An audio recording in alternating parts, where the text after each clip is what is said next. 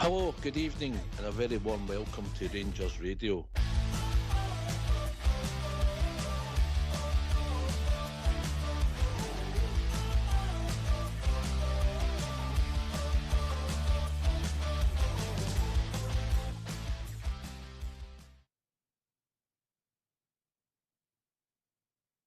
Hello, good evening, welcome to Rangers Radio. Join myself, Fox, here on the show this evening is the one and only GB and the legend that is the Bridgeman. Evening, boys. Even Oxter, even Bridgeman. Just a wee health and safety announcement, gents that was out there. Remember the card, or you'll be in big trouble in 4 hours' time. Oh, I meant to buy 5 of them a day. Oh, I forgot. Is that why they call you Mr. Lover? No, they weren't for me, they were for Fox. Evening, Bridge. Good evening to yourself, Oxter, and of course GB, and of course the techie boys in the background. So can I just say to all the Rangers fans listening in all over the world, we're a lot happier than you think we are. Let's be honest. Everybody, good evening and welcome to Rangers Radio. Oh, speak for yourself, Bridge. I'm still on the Weetabix with milk. How are you, GB? Hi, Ox, all good. In general, being a Rangers fan, still on that roller coaster, Ox, as I've been listening all week to you with the disaster of Sunday, mate, and it's hard to add to it, to be honest, Ox. I think you've covered it really well. But the story rolls on with Ox. Aye, if it's a roller coaster, that was a big unit Sunday, wasn't it? You know? Totally the blue. Aye, listen, mate, it's people will get different takes on it, thoughts. It's no different if you think he's a right good player, bad player. You know, everybody sees things slightly different, you know, and then you've got a generational people see it differently because of maybe sitting slightly different generations, you know. I understand all that. I don't think there's a right and a wrong answer. You know, it's only hindsight is going to tell you every you day. I personally think the chasm's too big. I've nothing against the guy.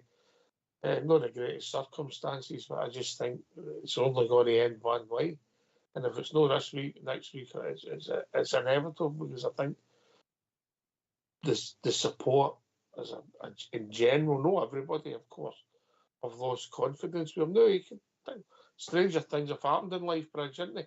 I mean, remember that time you nearly bought around? Oh, very nearly. It was a bit of a shock for me, that was. But no, you're right, and I my age is against me now, but I get upset because it's not so much the team, it's the club. Turn their phone off. Carry on, Bridge.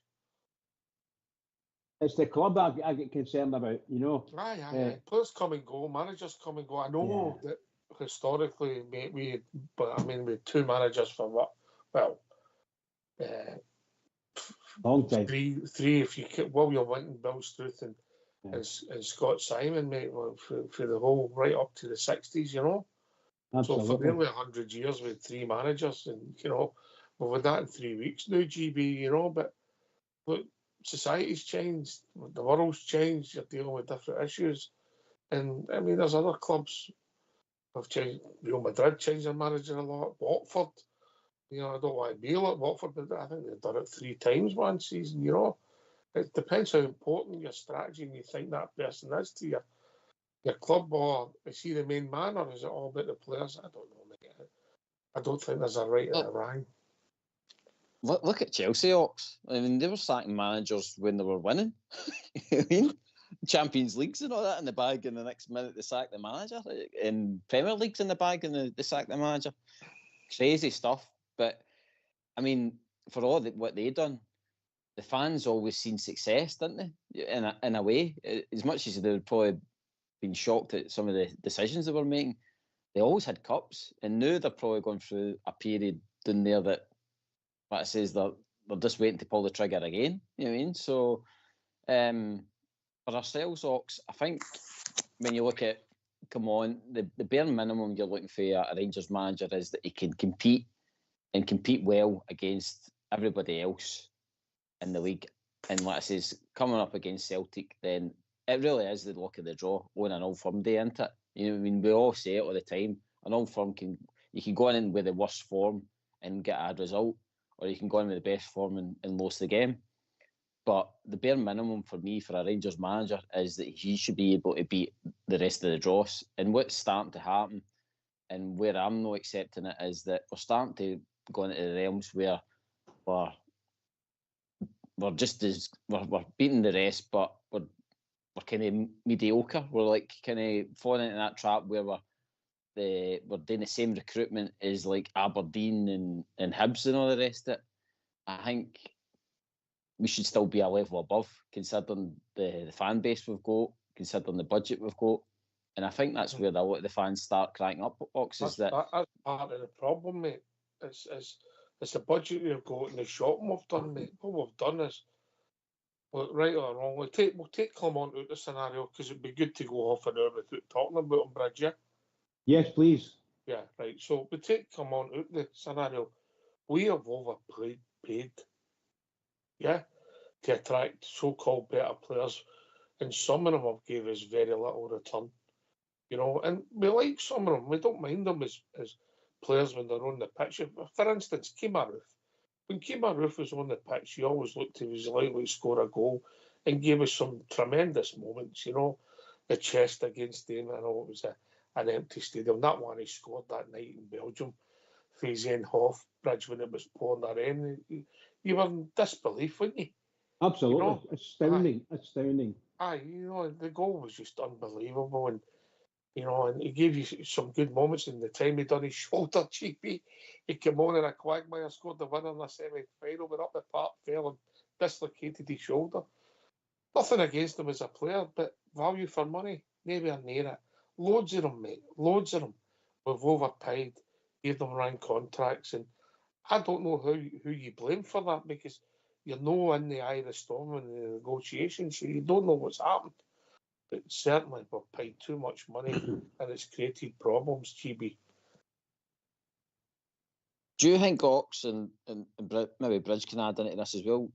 As much as 55 was amazing, do you think that was maybe that set it us up to fail in a sense? And what I mean with that is, when Gerrard got in, he said that he obviously had to renew contracts. He went to Morelos and he said to them, look, this boy's scoring goals for us, we should be rewarding him. And that's when the money got pushed up. And because we got that success for 55, and because of high wages as well, do you think that was the kind of the thought, well, we've got to keep going with that, and this is what's probably hindered us? Do you think they've always seen it, oh, no, we need to, that's the marker we've set, so we need to keep that wage at that level to keep the success going?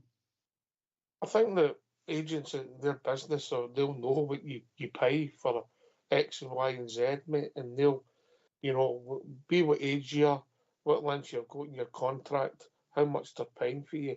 So if somebody's free and they're worth £5 million, his agent will be negotiating a different deal for somebody who's you're having to pay £5 million for. So you end up, the wages go accordingly, and obviously sometimes, not just us, them as well, we have to pay a wee bit more for a certain level of player, because we've got to attract them to our league. And they can get similar money elsewhere. No, things have changed. Even, 20 years ago, things have changed dramatically all over Europe. So we've had to maybe pay, sometimes we've went and paid a wee bit extra. But the problem is, it's no paying the wee bit extra, Bridge. It's the fact we've not get bang for our buck, because some of them have hardly been on the pitch. That's the truth. I think we've been, the fans and most of the club as well, been majorly disappointed. And that's down to the way we've recruited, who we've recruited, and what's happened to them once they come in. Because some of them have come in and played really, really well. They get a wee injury, and I say a wee injury when I talk about people like Danilo, he nearly gets his head smashed in. So people like that, they're a wee bit different. But we get maybe 1 or 2, 3, 4 games, and something happens to them, they take a wee injury, and then they're out for the rest of the season in times. the fans are really upset about that. And who do you blame for that? Is it Lady Luck, or is it just poor player buying? It sounds a bit like Lady Luck. Yeah, well, that's what I mean. It's just, sometimes you just feel that nothing's going to go right for us here. What's going on, And you mentioned Roof. It's got a fab, one of the goals of the season, of any season. And then the next week he goes up with Parton Falls, breaks his shoulder or something like this, like it's a shoulder. I mean, I don't know, it's not a player. That's just an accident, Just incredible, just utterly incredible. And it's all these ups and downs that cause you problems. Ox, can I just add to that? See the whole thing about like our injuries and stuff like that. Now, even we were talking about Roof there. Roof during 55 season was probably the fittest he's been in our squad. But I've not checked it, GB. I haven't checked it, but I will, because it's right. you, and I won't charge any extra. All right. Aye. So I mean, if you compare that season to the rest of them that you see, right? No, that's a successful season. And what the how point many games do you think he started? Oh, I don't think he started a lot. He was always a kind of impact player for us, because I think we knew how vulnerable he was. But what I'm trying to get is, Tell myself, I'm very vulnerable. what I'm trying to get is that there's players, I think, because of how unsuccessful we're being, that maybe the drive's not there to be back fit and ready. Whereas when we were winning in the 55, everybody was on a wave. You hardly seen any injuries. Even at Roof yourself, you're talking there. You would imagine he was getting himself. If he had a wee tweak, it would have been on that part, because there was a feel-good factor about the squad. And I think half the time when you're looking at Sterling in the Ox, right, he's getting wee knocks left, right, and centre, and we've seen the attitude that sometimes he's had. Kemar Roof in 4 seasons started 33 league games. In 4 seasons? Yes, you're right, GB. His first one was the best. He started 18, just league games. Mm-hmm. Just league games, yeah. But he started in 4 seasons. He started 33 league games. In total, he started 50 games. Obviously, come on, a sub 52 games. But without delving into that bridge, if it's the last 5 minutes or how much actual game time you got, go with the games you start, yeah, because that's you in the team, innit? Yeah. 50 games in 4 seasons. Bang for buck not. I'm going to give you a wee challenge, just the threes. I hadn't spoken about it before we come on air. Right, you mentioned Sterling, right? Let's go through, let's talk back, and let's look at it and just the guys that's been regularly injured for it. So we've had, we'll try and name a team, or no playing. We didn't get bang for buck. John McLaughlin came in. He was to take on for Alan McGregor. He got shot. He had a couple of weeks, got shot. He'd gone. Hardly played. That was him gone. Hit or miss. I think you'd have to say over the piece of miss. Decent wages. You mentioned Sterling. I've liked Big Sterling when he's played. We'll put him at right back, GB, yeah? Yep. Yeah, he's in the same boat, mate. He's in the same boat. No enough games. And we're not getting bang for buck. Yeah? And it's a big effect. You've then had in Herlander. Bridge, you liked Herlander, didn't you? I did, pal. Yes, I did. I quite. I was very excited when he came. I thought he's the left-hand side that we're looking for in the equation. But there you are. So I don't know how many games he started for us. I'm just checking out, Bridge. Yeah. So we're starting to build a team here. We've got a goalkeeper, a fullback. Yeah. We'll put Ridvan in at left back. GB. Yeah. Oh, jeez. Aye. No. Aye. So we're looking for another centre half in this team. Yeah, and I'm trying to think who's not really played a lot. Well, we could put Balogun here.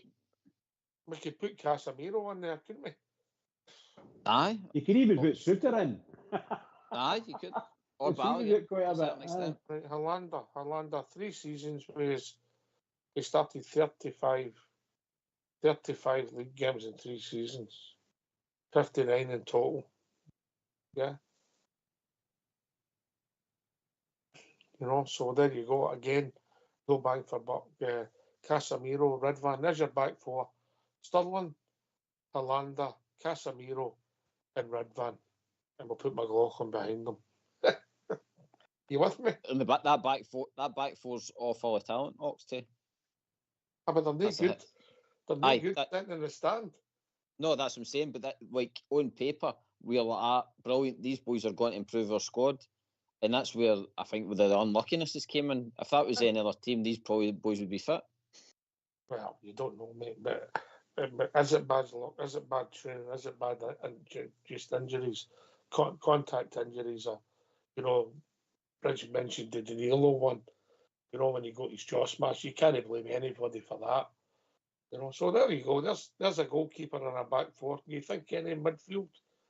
Let's think. Tom Lawrence. Tom Lawrence, that's one. Yeah, he's no. Yeah, I'm trying to think. Ryan Jack.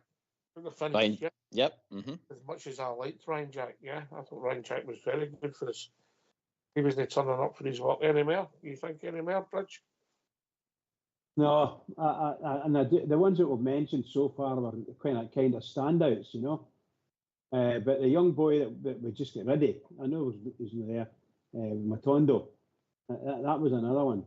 We'll get him. We'll put him outside left. But Ryan Jack in his last 3 seasons, started 28 league games in 3 seasons. Did you see that again, Ox? Yeah, in his last 3 seasons with us, he started 28 league games. Jeez.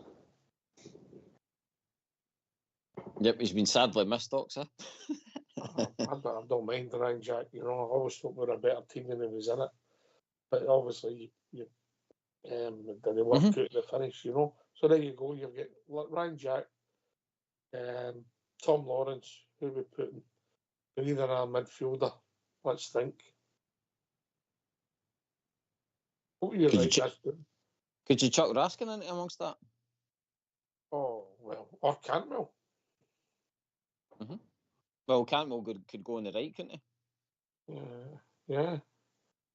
Let me see, Raskin. You know, I mean, he's arguably been our best player this season, but I get your point, GB. Pre this season, he's been out a lot, hasn't he? Right, Nico Raskin.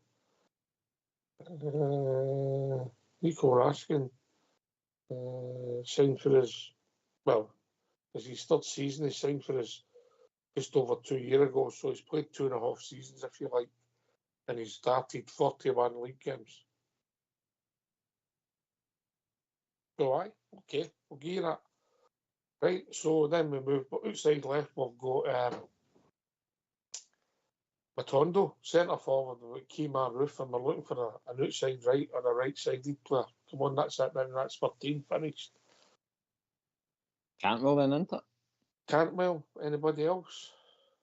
The young lad that's there now, young Northern Irish boy. He started off well and fell away. McCausland, I think he's been fat. He's just not been getting picked. That's a good point. That's a good point, yeah. Right, you could chuck in Danilo, really, because he's not been value for money. I know he's not inside right. All right. We'll play Danilo at centre forward and Kemar Roof on the right. There you go. Yeah? Yep. Mm-hmm. All right, so there's your team. McLaughlin, Sterling, Hollanda, Casemiro, Redvan, Jack, Raskin, Tom Lawrence, Matondo, Roof, and Danilo up top. There you go. There's your team. How many millions is walking out every month? Yeah, it's frightening, isn't it? Scary, Ox. Right, anyway, I don't know how I go on to that, but... No, but what GB says is right. It's frightening. When you look at it like that and you knew what their wages was, and you say, my God almighty, oh my God. It's no worth saying it. No worth saying it. And think about the more fit, Ox. That's the thing. See if they were all fit and showing the talent that we've seen in flashes. Think how much that would enhance the current squad now. I mean, when we've seen them play at their peak, I mean, I'm not Matondo's greatest fan, but if you think, as I said, McLaughlin, Sterling, Ridvan, Hollander, Casemiro, Jack, Raskin, Lawrence, Matondo, Roof, and Danilo.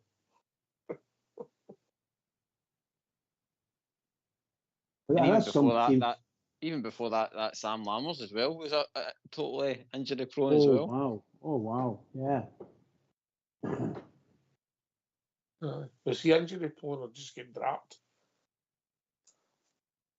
Probably a bit of both. No. Come on, missed some. Anyway, we digressed. Yeah. And then there's some of the problems. So we can't get the players we want because of the money's without just real dead money, Bridger. Absolutely dead, stone dead. And that you could try and rig things up and rig something. It's not going to work. We've just had it, and I know that we've mentioned a full team, and I'm quite sure you could probably get nearly 2 teams out of it. There has been we just can't remember who they are. You could have Cortez on the right. There you go. Here's another one. I'm quite sure that if we just if we had a day to think about it, you can write them all down, and I'm sure you could just about 2 teams that just have disappointed and been unlucky, or call it what you like, but and for a lot of money. You could probably get a sub-bench on that as well. Who's the young boy that went away back to South America? Look, Cifuentes. Is it Cifuentes? Cifuentes. He's playing in Greece, I think, now. There you go, then. There's another one, Bridger, you're right. And there's a couple like I'm quite sure there's. I don't want to say in because it makes it sound as if we're sour grapes, you know. Oh, listen, if you notice, we've not got any of the individuals. What we're saying is they've not been on the pitch enough. I mean, there's players in that squad I like. I liked it. Look at Casemiro. I've been a big defender of John Sterling, but to use that modern phrase, he's not turning up for his work enough, GB.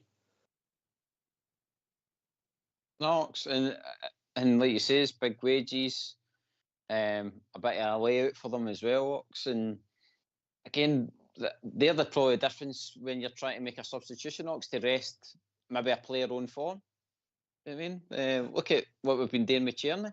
I mean, we've hardly been having a chance to do a like for like to keep the quality apart for him. We've had to keep him running to 80, 90 minutes half the time. So if we even had, like you say, a Cortez or something like that, just ready to come on, then it's going to give us a bit of quality for at least 20 minutes. Aye. And it also affects, that dead money also affects the quality you can get, Bridger. Oh, yeah. You know, you're at hamstring, aren't you? You've got invested millions of pounds in some players.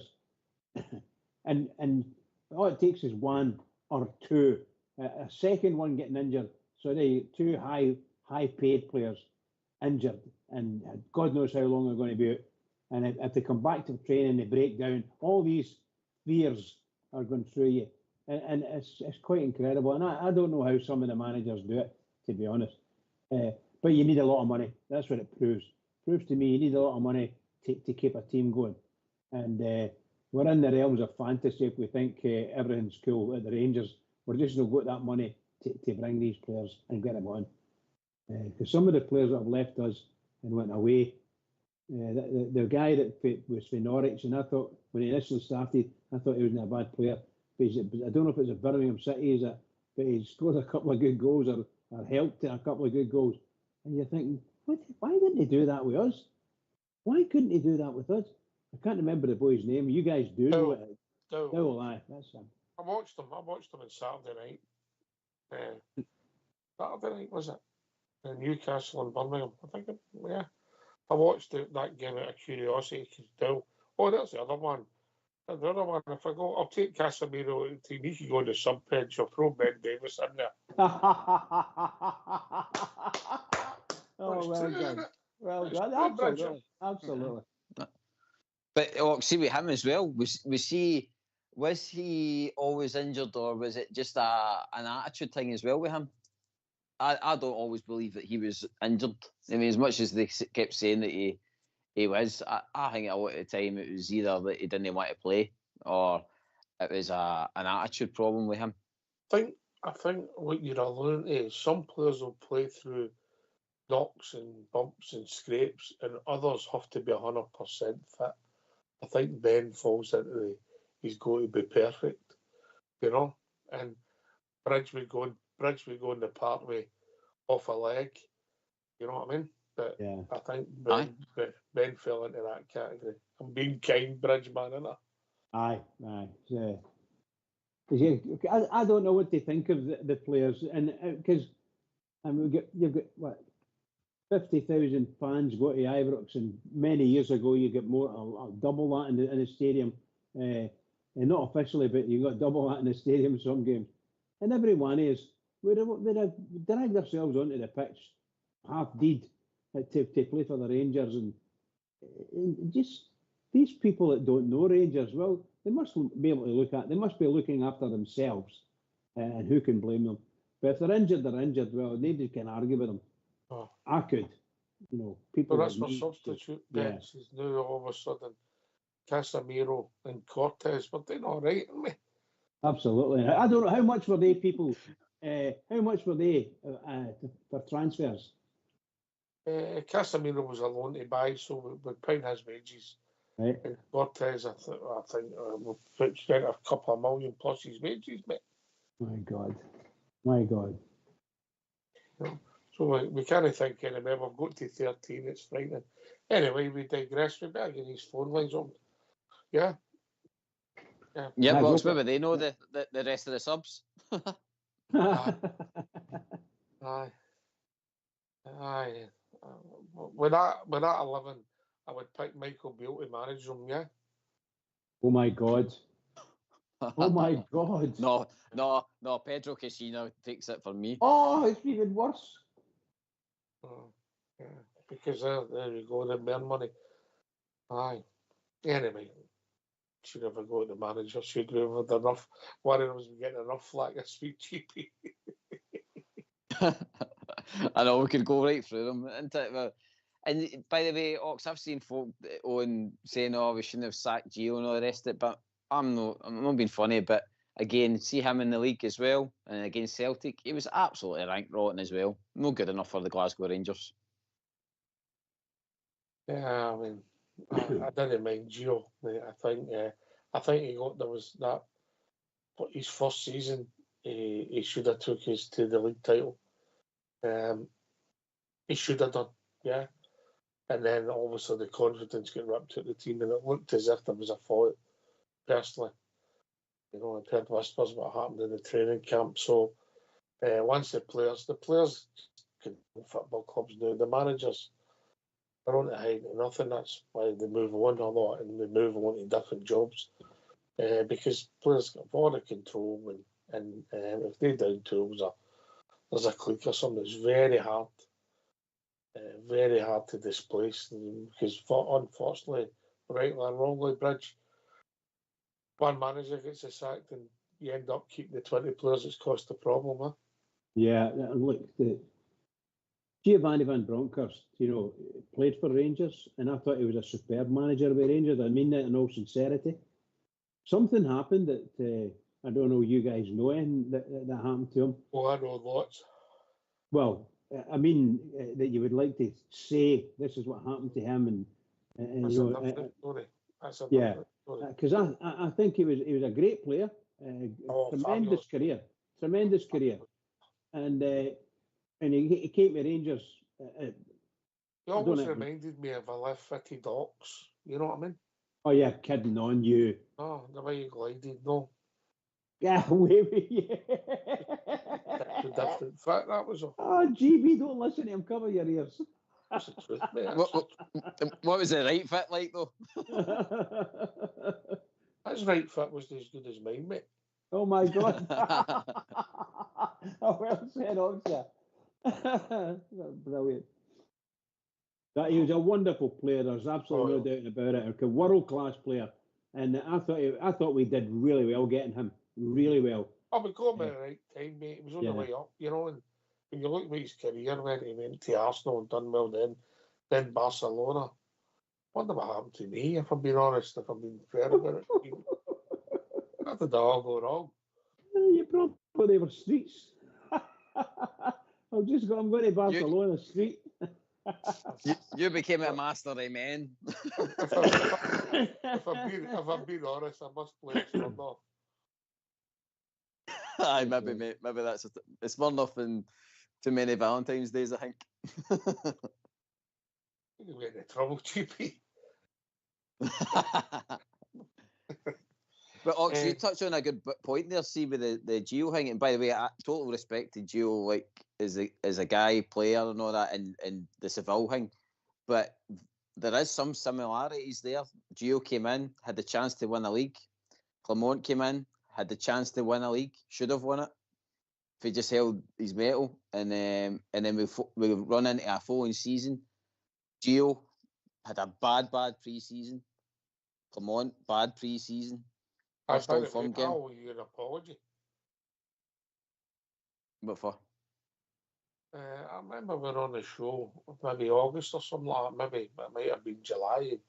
You were saying this isn't going to work. The pre-season was bad, and I was saying give him a chance, and you're saying no, he's not a man. Well, I think you've been proved right, and I've been proved wrong, and I don't think that's ever happened before. Well, I mean, to be honest, mate, you're right though, calling it that early. I don't mean just you, I mean anybody. Mm-hmm. Well, see, the thing is though, it wasn't so much Clement that I was like, no, he's not the guy. It was the same trend. You think about it, most pre-seasons that we've been having since 55, they've not been great, and because you've seen it that often that it's been bad pre-seasons, then you're like, the writing's on the wall here. I mean, so even Gerrard, that second after 55, we went to Tranmere. It was awful. Remember all that? Yeah. Aye, yep. Mm-hmm. Again, just know the right attitude. And I kept saying on the show when it was coming up for 55, when we went away to that tournament in Lyon and all the rest of it, we just looked like a total different animal in that tournament. We were, although it was pre-season, we were right up for it. We were right up to try and win that competition and stuff like that. And we came back and we just looked. I mean, that first game against Aberdeen, hard game, but we got the result. We grinded it out. And we moved on, Ox. And the attitude, you could just see it, that the attitude was there for that season. And yet, to be honest, I've never seen it since. In the pre-season, I've never seen us looked fired up. Always these first games of the season, we've looked dead, lazy. And the excuses came out. Aye, that's it. Into stadiums, the stadium wasn't ready and all that. And that's where it comes, to be honest, Ox. I know you don't want to jump on to Clement too much, but that's where it comes. Yeah. That way. Yeah, that's where it. That's say what you feel, mate. It's no me. We come on. If anybody wants to come on and discuss them, I'm happy to do it. But we've just done 3 nights, mate, and I don't know what else we say. I really don't. I don't. No. And that's what I'm saying. I'm not saying that you need to say any more on it. I'm just what I mean is we come on is that's why the players that's in that squad on Sunday, Ox, should easily have got a result out of that. Whether it was a 1-0 for us was the bare minimum of that game. There's just no way a team with that talent should be hosting that kind of game. And you're going back to the start of the season, all that, Ox, like I says, I know Aberdeen have fell off a cliff, but when we were going up to match them and stuff like that, I was questioning it at that time, saying, why, as a novice manager came into our league, he's signed players and been able to outplay us to this point of the season and smashes up in Aberdeen. You know what I mean? And Clement's had the time to see it. And that's where the alarm bells were coming from me. And then, to be honest, Sunday was the kind of the nail in the coffin. I've given plenty of chances. The whole Old Firm game, I thought, we've turned a big corner. The players have came of age in a sense that they've actually clicked and they understand what it means to play in our league and play against Celtic and stuff like that. But that on Sunday again there is... level, mate. Is the signs of what you're saying there, Ox, is a team that's down tools on the manager? I mean, the similarities with Gio we're just mentioning in there. I think that says the players are just ticking by, knowing that this guy's here until the board pull the trigger. And when you've got an attitude like that, then it's going to filter through your squad into it, because like, well, for most of the day, it doesn't really matter. He's still got to be here next week anyway. Aye. Right, we better get the phone lines open, Bridger. Get it, go for it. Yeah. Come and discuss anything you want, Glasgow Rangers related, yeah. If you feel as if you want to do the manager route, still feel free. Let's hear from you. Why don't you give us a call on 0141 356 1972? It's your show, it's your platform. Let's hear from you.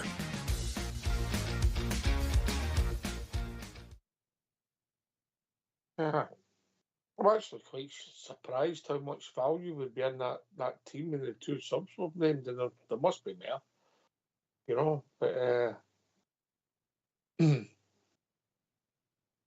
there must be more, you know. The money that's been given at the club is pretty frightening. And I don't know how you stop it, Bridge, because every player is a gamble. I've not actually looked into Cortez too much since before he was raised, but I know my mate Southside has, and he says he's never injured. Played every week. Didn't play that many. You know, he's only a boy starting out his career, but you know, it's just bizarre.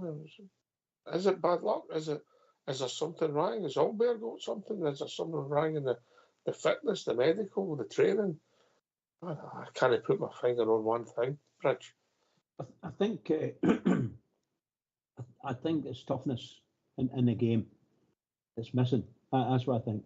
Toughness in the game. You know, if you expect to get tackled, hard tackles, or you know, a couple of naughty tackles, then your body firms up for it. A lot of the times, you know. But some of the times they get hit, and you think, I mean, the guy was coming through you, and you must know when the guy's coming through. I'm not saying all the time, but there's so many stupid, really glacial looking tackles that catch the players, and they can't take it. They obviously can't take it. They're getting caught out. You know, they're half a yard too slow in certain times of the game, and all of a sudden there's ankle to ankle or shin to shin, or even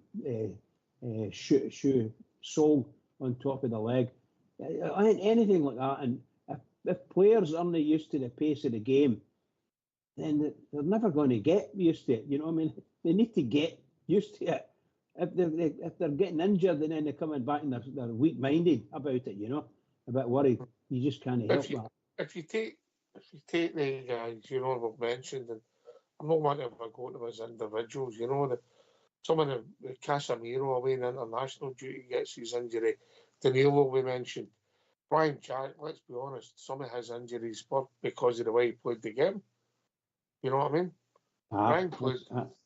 Aye, with the greatest respect to him, Bridget, it was the way he played the game. Absolutely, yeah, absolutely. You know, so he was putting everything on the line for you, yeah. He was playing sometimes with a heart and not a head, and he paid the price for it. You know, but aye. But whose fault is it? You know, we have a go to the directors. They get the money together, get these players their contracts, and then they're sitting in the director's box. The guys are sitting next to them on the pitch. GB. Aye, watching their investments, eat the prawn sandwiches and all the rest of it. I feel, do you know, Ox, I feel for them that way, right?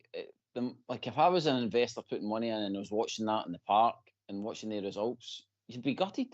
I mean, I don't believe that you'd put money into Rangers wishing for all these injuries and all that. You want something for your return. But I honestly don't know. I think, Ox, if we were a winning team, I don't think you would have as many injuries. You look at all the kind of top teams when they're on form and they're picking up trophies, you don't really hear about their injuries. They just seem to all fly by and it's the same 11 every week. But when the chips are done, you start to see the squad's ravaged, isn't it? They start pulling in the youth and all the rest of it. Because you're winning, mate, and you're not that interested in the injured players. But when you're not winning, you say, it'd be better when we get X, Y, or Z back. Aye, but I do agree, I think, as well, that the players will be a wee bit more robust as well. So I think when they're winning, they're wanting on the park because there's a good feel-good factor at the end of every game. Well, what sort of grade you talk about mentality? But how do you judge that when you sign a player? what can you look at? You look at his past record, Bridge. Speak to the people you maybe know what's dealt with him. You know, you maybe obviously you invite him for signing talks, look him in the eye, and you say, "How do you fancy playing here? I love it, want to play." And then once you sign him, he gets his money in the bank. He sort of shrugged his shoulders and he's sitting in the stand every week. How do you deal with that? How do you?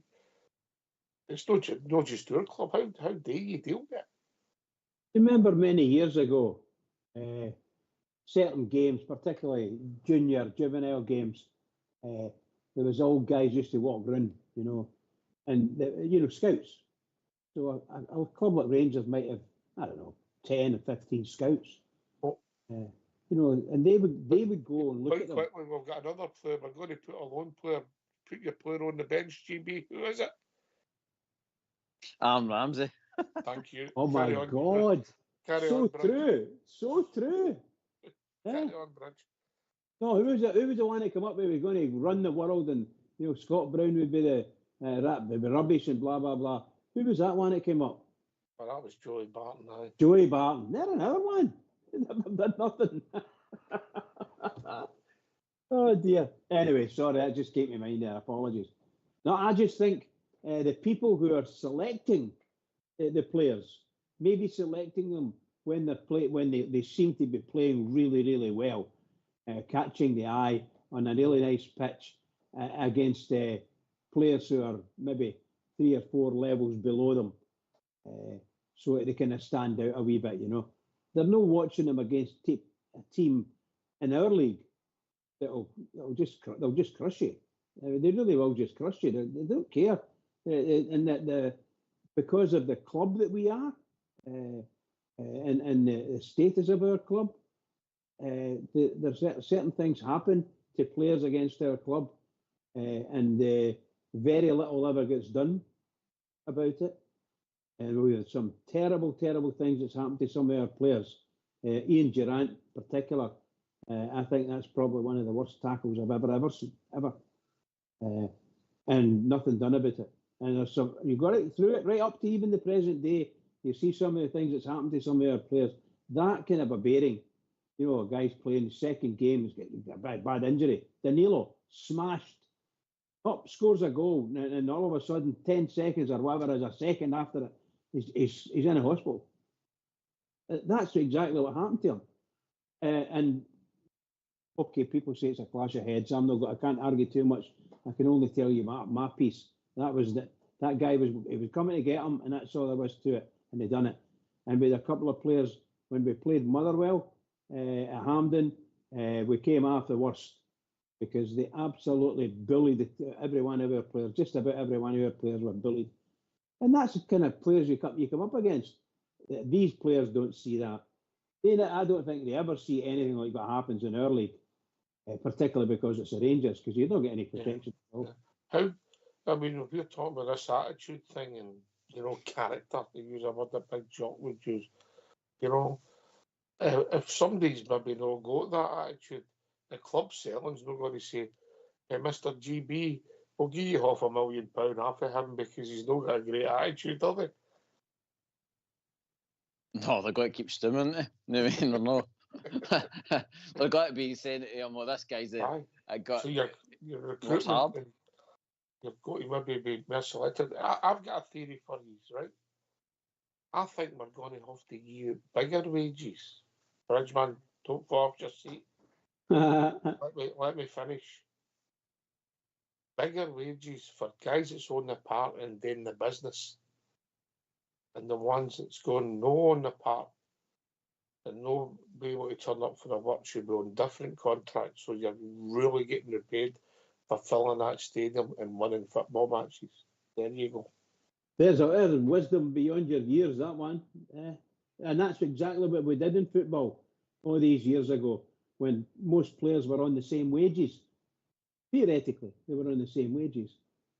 And then all of a sudden it all changed. And I think was it Jimmy Hill that was one of the starters of all that. Put the players on different contracts because they were all on virtually the same contract and getting the same wages. but then that all changed. So he was the head of the players' union, I think, and he got that signed, and they've never looked back really. Now you can have a player. I have no problem rewarding players, mate. My problem is I'm thinking about this after Cups TV, right? You know, you have a basic. I don't know, and it's a lot of money. I know it's not a lot of money to use to, but it's a lot of money to waste. You know, say your basic, just to make the sums easy, is 10 grand a week. Yeah, just use that as a number, because I know that's a lot of money, right? But if you're then available, yeah, and no selected, it goes up to 12, because then you're no selected. And then if you're in the first team squad, it goes up to 15. And then if you're in the team, it's 25. And if you win, it's 30. And dating the season review, Ox, as well. You know what I mean? So, like, each season it can go up as long as you're performing. Aye, because I don't mind this game, and I know some of your guys are earning that and some, but however, I'm just using that to make the arithmetic easy, Bridge. That was all I used the numbers for. Yeah, but what we're saying is we have to reward we're rewarding failure. We're rewarding failure for guys that are not turning up for the work for various reasons. Some of them unlucky. You know, take the boy this season, Casemiro, who happened away in international duty. We can't be culpable for that. It's just one of these things that happen, yeah. But then we're left with the bill to pick up for the wages. I don't know the ins and outs of his contract. They take Kemar Roof. We've talked about the amount of games he played. Still picking up his wages every month. You know, I don't know. It was just bigger contracts, but with the club in control of them, Bridge. Well, I'm trying to think. Some of the guys that are listening are follow clubs, teams at their own area, you know, just to keep their eye on it, local teams. And I wonder if they have anything like the issues and problems that Rangers get. I actually think Rangers are unique in doing these things. Of course, I'm stupid and maybe thinking that, but I really do think that we are unique. I don't think there's any other club gets anywhere near the injuries and the bad luck that Rangers get with players. I don't know why. I think modern football, you'd be surprised if you went through. You know, there's a lot of clubs that's happening. Look at the one that's in the headlines just now, Man United, mate. You know. Yeah, that's a great example, isn't it? A great example. Some of the highest paid players in the world. Yeah, and it looks like they're kicked a boss sometimes. Exactly. But that's my take on it, GB. I know it's a bit radical, but... Well, it's not. It's because if you, in recent times, look at what we've done with Alfredo. We rewarded him because he kept progressing, he kept scoring goals. So his contract, I think we renewed his contract twice in one season, did we know, for doing well for us, to secure him. And the only thing with that, it plateaued because we didn't go any higher with him. But at the end of the day, because he was the performing, we weren't willing to give him a new contract. So we shook hands and he went his own way and we went our own way. So I would say Alfredo, we kind of broke even there with that kind of contract that we've done there. We rewarding a guy turning up for his work, a guy performing, a guy scoring in Europe. You know what I mean? A guy winning as a title. You know what I mean? And then again, when the form dipped, we didn't go chasing him and saying, "Oh, please, please, please stay." We offered a contract, but we offered a contract at renewed terms that was probably going to be lower wages, and that's why he decided to leave. So there is method behind your madness, Ox, and it's probably something we need to get back to. And I agree with you. I think for us to have a proper, maybe good spine of the team, we're going to have to probably spend big again, but allow the young talent to progress with it. No, we're going to have to get players out the door. That's the problem we've got again, to get others in the door. Yeah, you know, because some of them they're no turning up. You know, but anyway, come and give your thoughts. 0141 356 1972. I never asked you the big question, GB. Would you stick or twist with Mr. Clement? I would twist Ox. I think what it says, if you can't compete against the teams that we've been drawing and losing to, then I don't think, especially with the players that we've, as much as our squad's young and got injuries and stuff like that, I think we should still be able to compete against these teams. So I think it's time up with him, to be honest. I think we need somebody more consistent that understands the league. And as much as he's done well in Europe, as we've seen with Gio, as we mentioned earlier, Ox, it really counts for nothing, because we need to get back to winning trophies. We need to get more consistent again, and then Europe will take care of itself anyway. I mean, because we'll always be there. I mean, we'll always, let's face it, Ox, we're always probably going, with that League King, we're probably always got to get to the playoffs, aren't we? I mean, you'd expect us to get to that point, and if we're getting to that point, we're still going to be making money. And I don't think, I mean, these next rounds that we're going to be going into, I know there will be millions there sitting to be made, but it's not going to make a big difference to how we spend our money in the transfer market, is it? In the grand scheme of things? Well, if you could win this next round and then the next round, mate, you're going to make more money for that than you went domestically for all of the Scottish season, mate. I know, but up to this point now, what is it? We've won, 4 million there, wasn't it? Is that right? Worth more than that, mate. I think it's worth a lot more than that. But listen, I take your point on board with the domestic success, you know, and then Europe's the gravy, but it's became with the flip side with the finances, it's became so important, European football, Bridger. Not even that. This season. That's one of the reasons why a lot of people are really concerned about it, because we've got a massive game coming up a couple of weeks' time, and that is going to, if we can, just like you said, if we can take the first step, you got a great chance of getting even better money. If you win a game, you can. I don't know what it will be worth if we won 2 games. It's probably another $10 million, not 10 million euros, something like that. It's just massive. And if you can get past those 2, if you win the 2 of them, oh my God, you know, it's cloud cuckoo land as far as we're concerned. It's just wonderful. I don't know. That's, if you put it in a context now with that defeat at the weekend there and that performance, and we're asking the same players, same squad to go into Europe and lift themselves probably a million feet up there just to sort of get there. You know.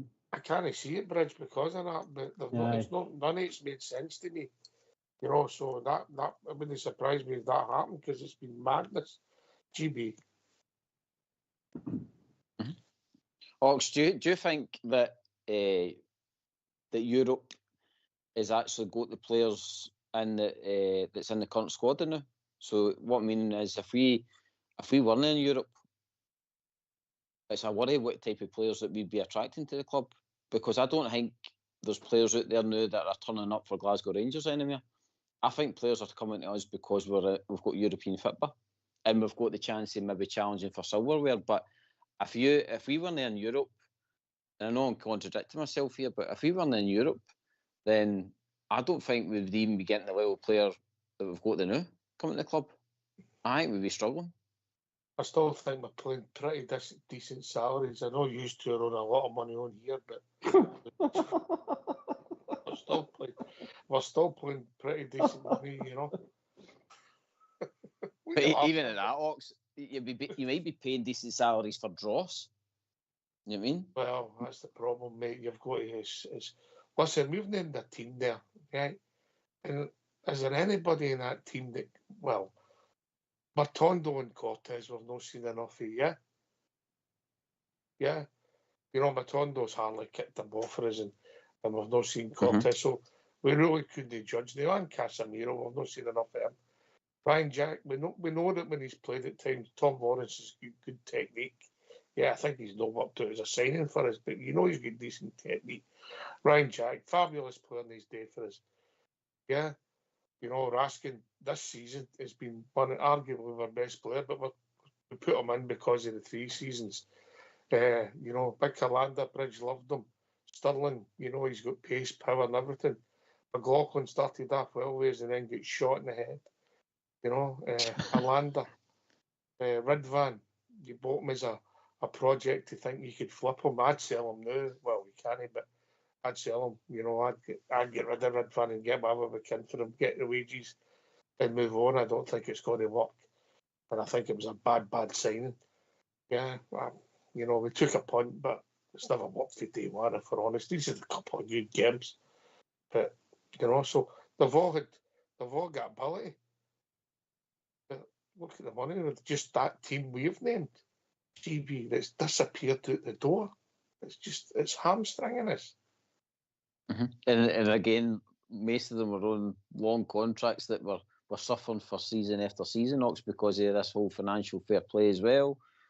So it's a big merry-go-round. The only thing is that I hope for with this ending of this season is that we will offload a few high earners again.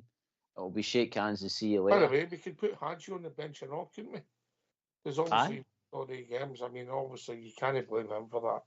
I've got my issues with Hadji, but you can't fault that boy's attitude. But however, he must have much football, you know. Mm-hmm. And he had his periods as well under Gerrard, Ox, that he was kind of out injured as well. I'll check it out just for you, GB, or no charge. Yeah, I think Hadji's a bit different. You look at some of the games he played for us at European level, and he came through, scored a couple of goals. Was it Braga? Oh my God, what a night that was! Dear, oh dear, oh dear, fantastic. He's earned his money back, Bridgeman. That's what I would say, hasn't he? He's probably gave us the value for money, as Ox is saying, the bang for buck king. I would probably say he's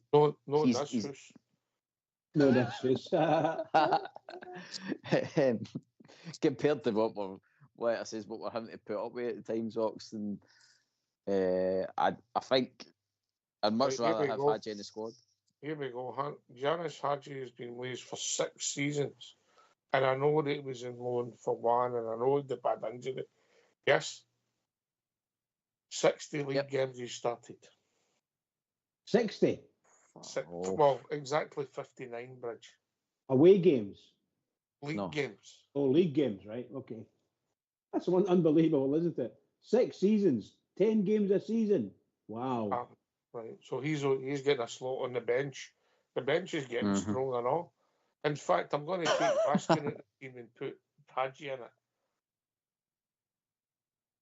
Aye, that's fair. That's fair, because like it says, Raskin's a lot of his injuries as well have not been. It's not been for the want of him, no wanting to be on the park. It's more that he's again, like you said, Ox. It's the way he plays that's probably picked up the injury. That one against Ajax in pre-season, he was going in for the ball. It was a bad tackle that he got done on him. But again, he was eager to go and win the ball, and that's what happened. You're right. I didn't realise Giannis was 27 this year. Didn't realise that. There you go. Could be a high earner after the wage bill as well, Ox, at the end of the season, you know what I mean?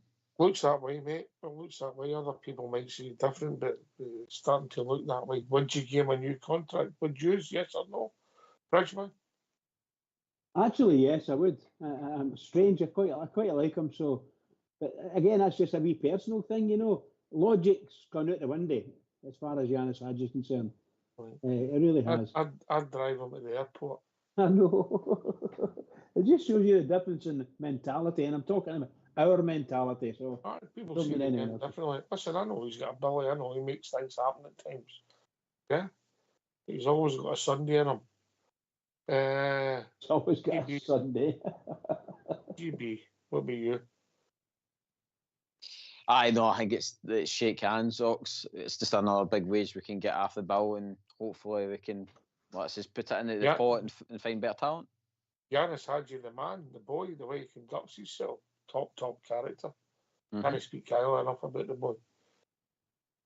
Yeah. Right, no, okay. I agree, Ox. That's an hour went by. We've talked some nonsense, haven't we? And we've hardly mentioned the manager, so well done us. Aye. Right, get yourself in mute, because we're going to have a tune.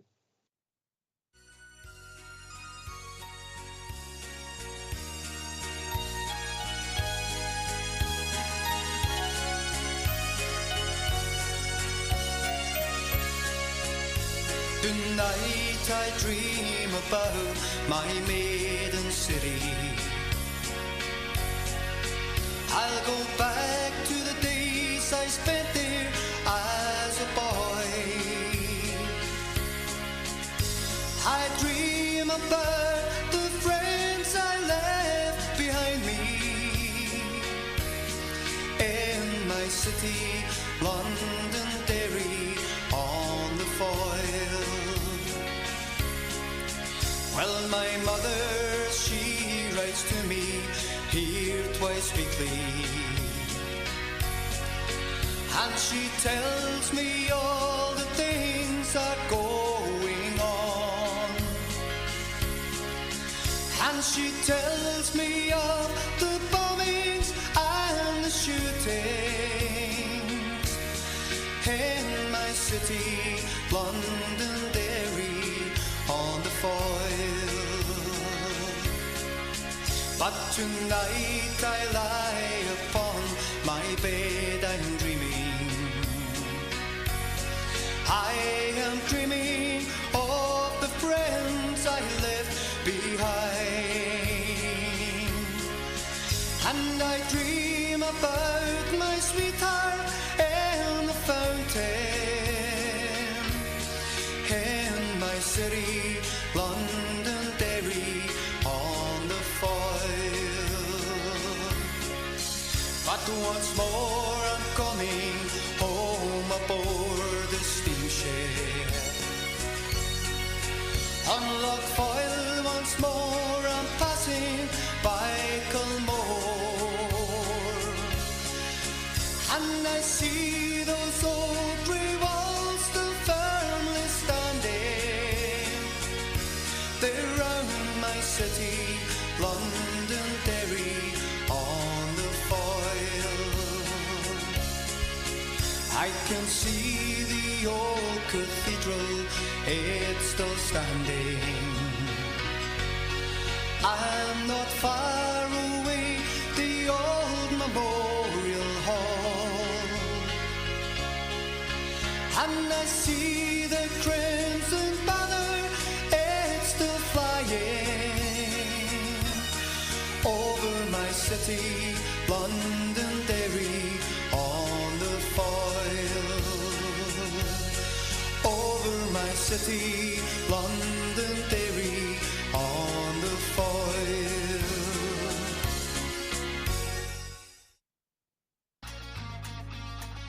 Why don't you give us a call on 0141 356 1972? It's your show, it's your platform. Let's hear from you.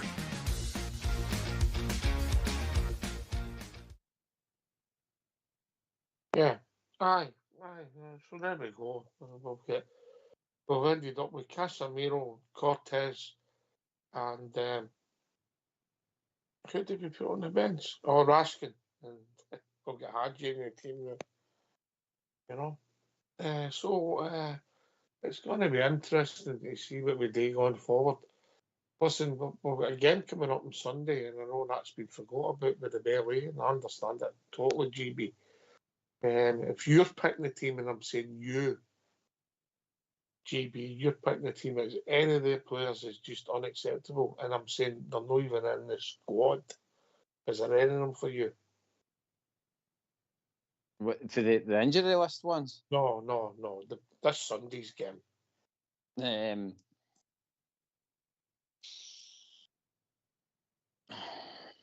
mean, to be honest, Ox, there'll not be many changes, I don't think. Apart from the young boy Rice. You're taking him in and putting Raskin in for the start, aren't you? But the same team's going to go again. There's no better talent that's got to come in and take a shot off any of these guys. So I think, well, Tav and Jeffrey, do you think it'll be proper and Suter? Aye. So proper Suter. Then you'll have your Diamandi. That's the back four. That's the back four that goes to goal. I know. By the way, Ox, remember when Tav was at the team for that period of time as well, and the team was looking a bit more solid? I mean, not him at the captain, but I don't know. Like, it's rinse and repeat. You made a statement there. Look at the results, mate. Mm-hmm. Rinse and repeat. I mean, it's and as much as we've been praising Yefty and that, like his defenders fell off a cliff a bit as well in recent weeks. Well, two big moments he's had. There's been goals where he's defending. He dived in and he lost concentration. In Manchester, two big moments. Ever since this January transfer window, Ox, I mean, that seems to have turned a few heads in their squad for some reason, especially old Igaman as well. I mean, he's not played well in the last 3 games, mate. Not at all, No. I like him, but I still play him. But I'd take Berjami out. Bridgeman, I don't know about you. I thought Berjami. 100%. Yeah, 100% agree with you. The David McCallum are Rangers, isn't he? There's got to be that chap was bought for something. You can see when he plays sometimes he has got good skill, particularly close control skills. But it's his next step. What's he going to do in the next step? And he invariably loses the ball. But I mean, I think he is a very good player. But I don't know if this manager can find a slot in the team for him where he thinks he'll be a great player, because he ended up out in the left wing and things like that, and you're thinking, hey, he must be a better player than that. He doesn't cross a great ball, He's not very good at that. That's not his strength. But I think he looks like a number 10 to me. But then I think to myself, he falls over the ball. He played at number 10 at the weekend, mate. You didn't know he was on the pitch. I'm saying that.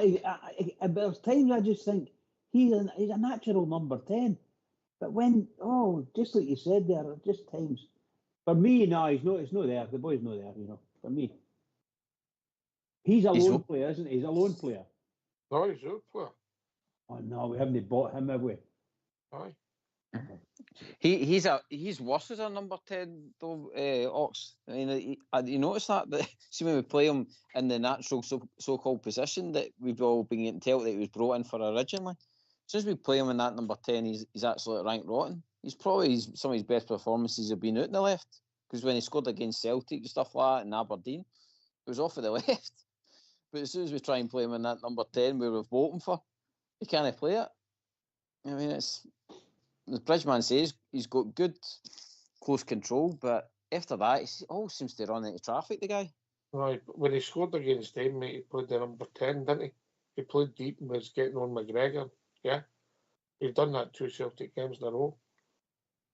Mm-hmm. Aye, that's true, yep. But it was a deeper role that you're saying, though, isn't it? He had a job today, but listen, I thought he was atrocious, and he wasn't the only one, but for me, I wouldn't even have him in the squad on Sunday, if I'm honest. Yeah. But you can't... think he's one of the guys that you could have put into that other team? No, because he's always turning up, Rich. Yeah, that's true. If you'd have another team, if the ones you didn't like, aye. I mean, there was stats behind all there was stats behind all the players that no playing enough, if that makes sense, GB, yeah, aye, Ox. And when they're on the part and fitting well, they were performing. I thought Ryan Jack was a good player for us, yeah. But ultimately, we were paying him a lot of money and he wasn't there enough. And I would have gave him an extension, his contract. 1 year, I thought it made perfect sense, but it didn't work out. Yeah. Well, look at Scotty Arfield, Docs. You know what I mean? Scotty Arfield was probably got us a goal at the weekend there. You know what I mean? Big man's getting hat tricks and all that. You know? So I think we've got to watch, mate. Yeah, but you can't keep going back. But I like Scotty Arfield as well. But he's 36. You know what I mean? He's not going to solve us any problems. But yeah, he might have showed the hunger and the desire and Sunday that some of the players, even if he was 56. But I liked Arfield as well.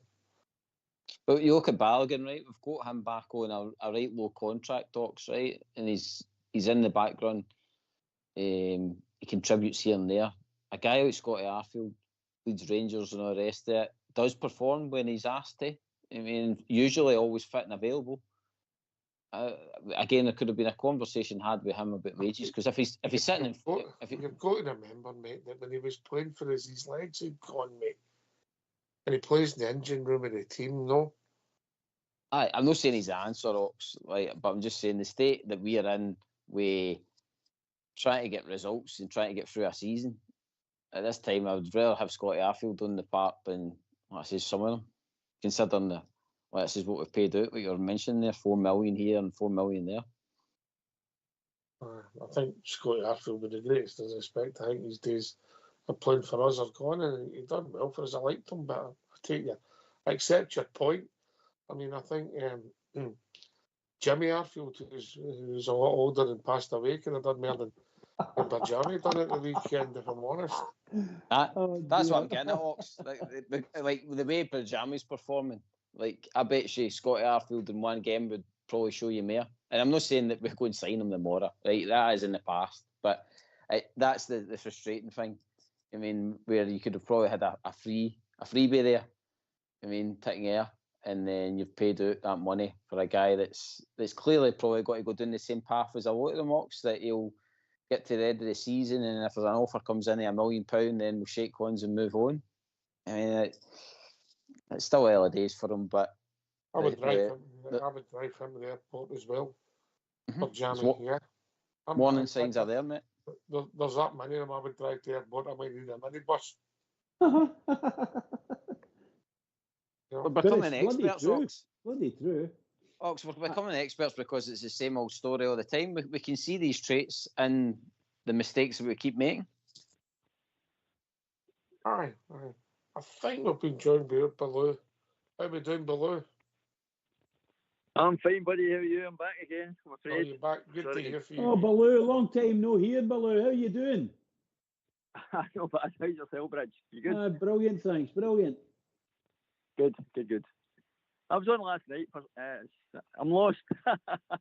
Looking for something to do. So I thought I was quite enjoying the conversation tonight. It's pretty good. That's a good approach with this, injured and missing players and all that sort of stuff. That's quite clever. Good idea. I would agree with. It was not deliberate, by the way. Was it? Aye. No, it wasn't deliberate at all. It wasn't scripted. We said we'd try and keep away from the manager for the first half an hour. Aye. And that was all we did. Yeah. We got a brainstorming. Aye. But I'd agree with you what you said a minute ago about Bajrami. I'd take him out the team altogether than now. And what's really strange about it, and I know you don't like Hadji, but that's a separate thing, but Hadji is the most natural two-footed player we've got, and he's a perfect number 10. He's a perfect number 10, but they're playing him out of position to put Bajrami through as a number 10, and it's not working. The boy he's run into trouble all the time. Well, even Bridge said that he's losing the ball. 1 minute he seems to be charging through, next minute he's lost the ball and he's not really getting back to get it. We've got a couple. Listen, I accept it. I accept it. Yanis Hadji's got vision. I accept that he's got 2 feet, mate. He sometimes can make things happen. Bizarrely scored a goal against Ross County, got a second, made the worst free kick you've ever seen in your life. The boy headed it in for him, but he still has this knack. I mean, he's that knack of making things happen. I'm not saying by any manner of means Yanis is a bad player. I just think that. No, I know that.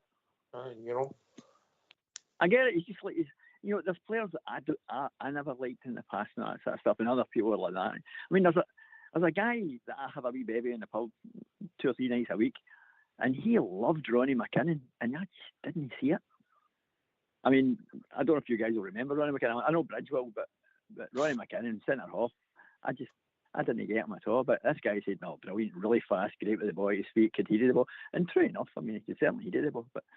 And that's something we could do with it now, to tell you the truth. Let Bridge come in that one, yeah. I'm a great Ronnie McKinnon fan, big Ronnie McKinnon fan. How are you? I think when I think about Ronnie McKinnon, I think he had a pace, lots and lots of pace. But he had a terrible break. I think he had a terrible leg break, and he that was the year we won the. Was that not the year we won the European Cup Winners' Cup? Yeah. I think I thought McKinnon was one of our better centre halves, not the best, but one of the better centre halves we had.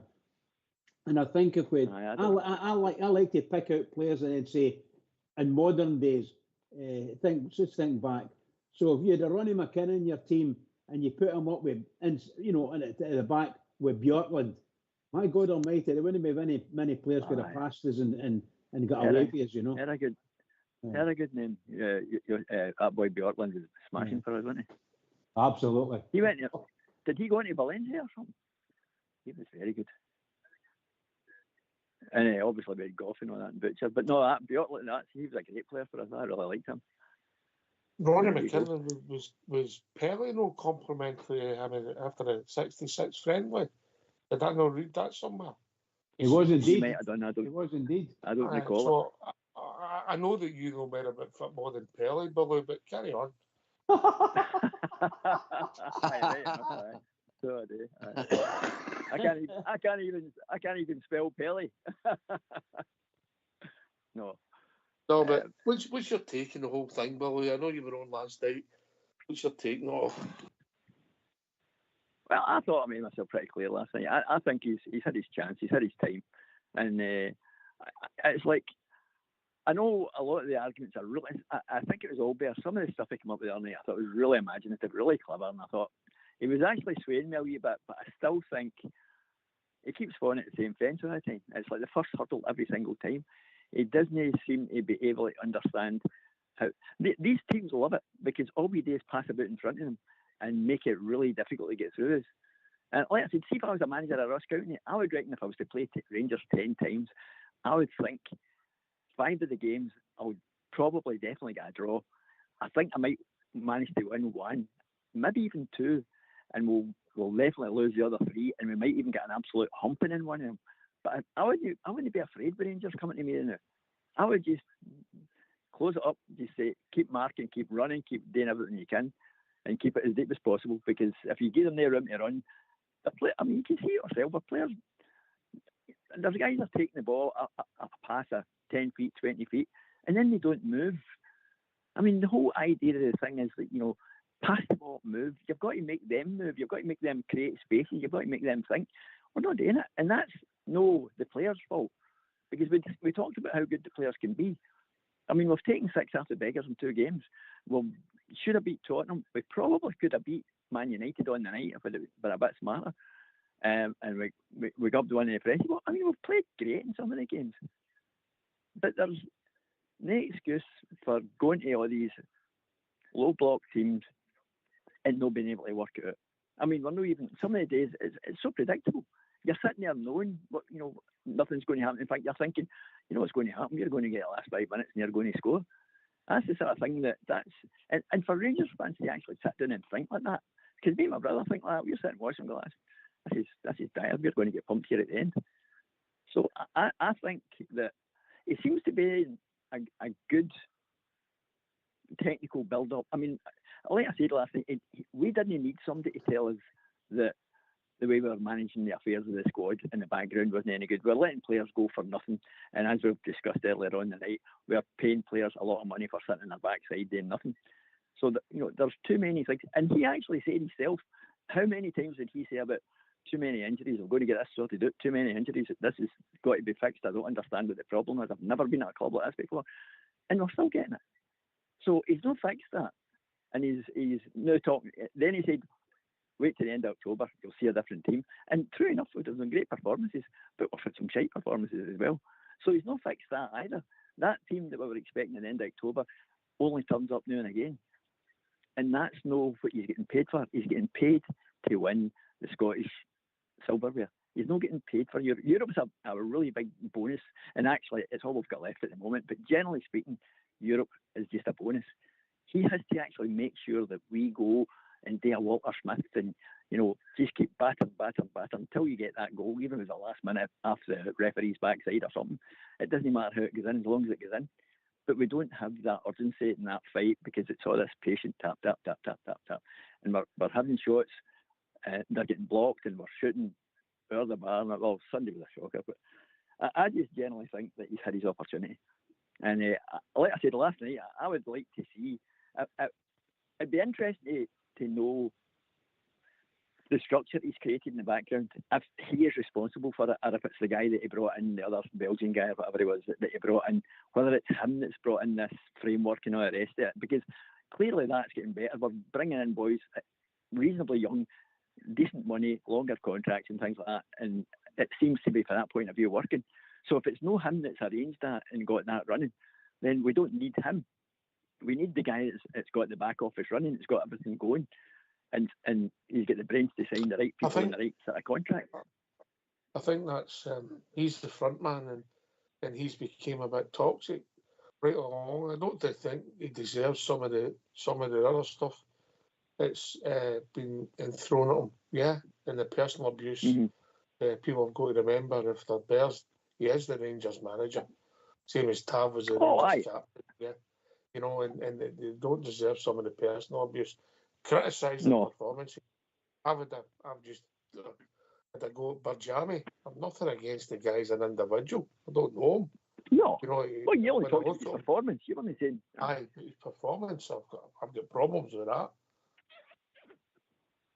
I agree with you. I don't think it's. Actually, that's one of the things that really annoys me, is when people are critical and personal of the players. You know, like there was a guy who used to sit behind me in the main stand. And whenever Peter Livingston was on the pitch, it was like the end of the world. I mean, it was like he just hated him.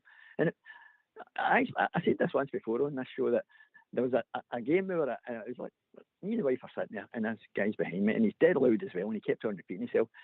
And he said, we'd as well be doing it 10 men with this clown. Now, I looked at the clock to see how long was left of the game. How long do you think was left?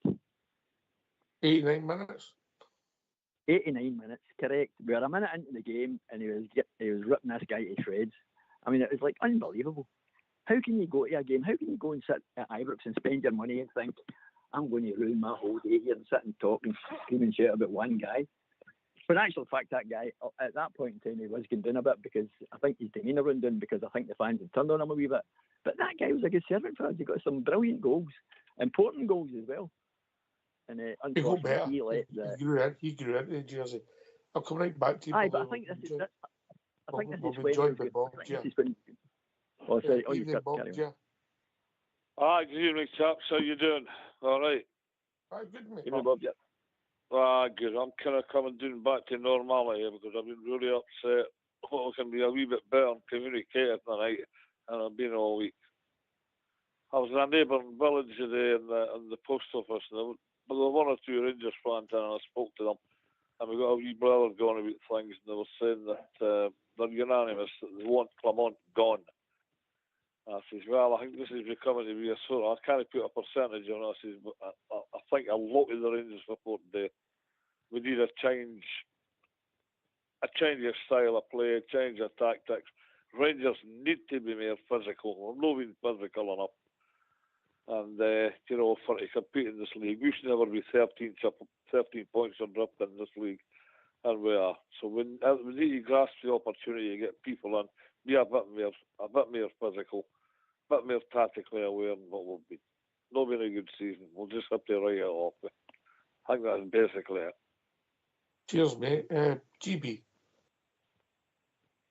Hi, Bob Gerrard. I think the consensus is, Bob Gerrard, that we come on, if we stick with him to the end of the season, and then we give him next season, what happens if he starts the same? What happens if we go into the first Old Firm game and he loses it, and then the pressure mounts, and then eventually the club pull the trigger then? Or probably the way we've seen the attitude of these players is that they'll down tools again. They'll be no way back into the league, and we'll wait to go and find a manager. We find a manager, the manager comes in, he's starting to try and G up the team, and we're probably looking into the following season before we can start challenging again. Right. So I would say we've got an opportunity now that we could probably bide our time. We could come on out, get a caretaker in, bide our time, get a proper manager in place for the summer, and have a good structure ready for him for pre-season. And we turn around and say, what players are you looking for come the summer? And then at least then we can go in with a bit of optimism for next season. Whereas, as it stands now, Clement's always going to be like the next game away for getting sacked. Like, even if he wins against Hearts, the following game after that, if he loses it, then we're all got to be back to the same scenario that's saying he's not good enough. And that's where we're at with him. We've given him the plenty of chances. Are you saying, doesn't matter what happens, he's a dead man walking, GB? I also, no matter what, like I says, even if he gets to the end of the season, then we're always got to be going into next season thinking he's one bad result away for the fans turning on him again. I mean, shouting for him to be sacked. And what says, you imagine the first game of the season he plays against a Hibs or something like that, away for him or at home, and loses it. No. Straight away, the fans will be wanting them out the door, and then you're building again for another season. Mm-hmm. I get it, mate. I think I've made my views. Listen, nothing against the guy. I think I would act sooner rather than later, but I don't know the full story. I hear bits and pieces. I've got my own thoughts on it below. But watch this space, innit? I think it's just very much like that. I mean, if you think of how divided the fans are, now we're only fans. All we are doing is paying. We're calling it on a weekly basis or monthly basis or whatever. But these guys, like the chairman and that sort of stuff, he's got to look at the overall cost. And I think that's what's bothering them. They've been convinced about this programme thing and how essential it is. And they can probably actually show them good progress. But that's on paper and that's related to the finances. It's of interest to the fans, but it's very, very little of interest to the fans. That's their job. It's their job to manage the club. We pay them to manage the club, but we're the ones that we're the ones that created Rangers Football Club. We're the people that are keeping it going. When things go really badly, they'll all go, but we'll still be buying tickets.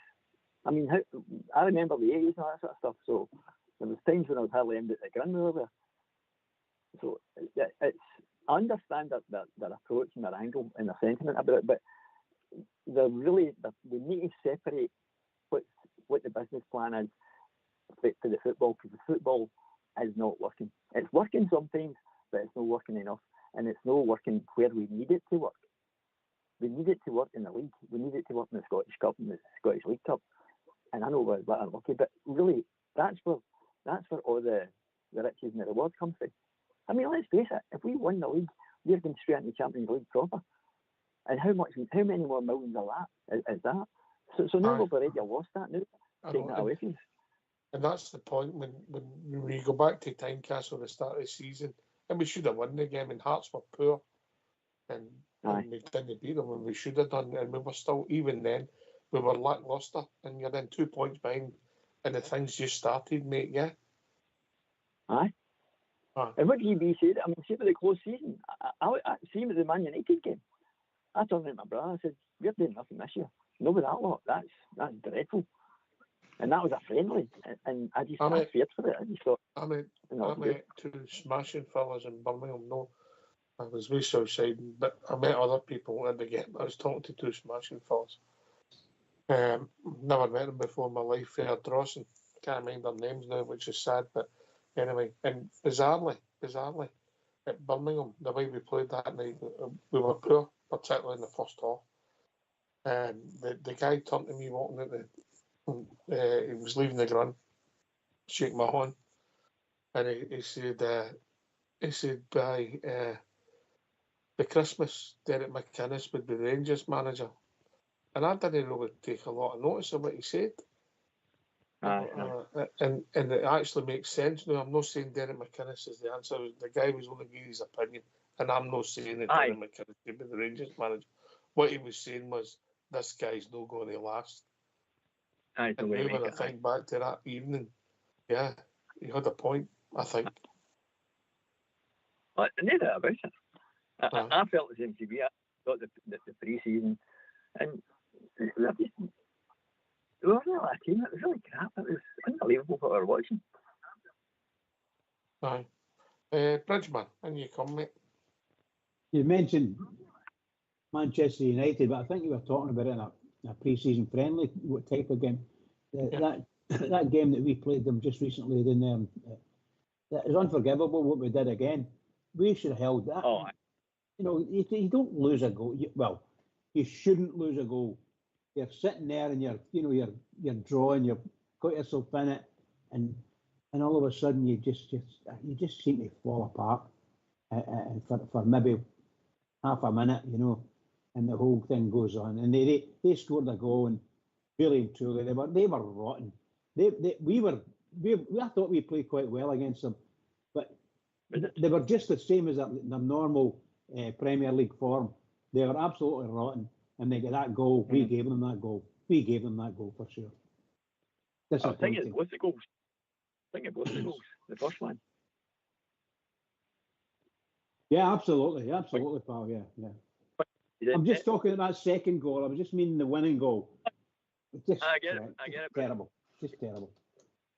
But that's what happens. Maybe when you've got a 20 or 22-year-old left back that's no long this level, you know, it's maybe you see people doubling up on some things. But anyway, it's past now, isn't it? It's the way it is. But again, that's what we're saying overall. Some of the decision making is wrong. Some of the substitutions at the weekend, and some of the games in general, you just wonder what he's thinking about. I'm not a fan.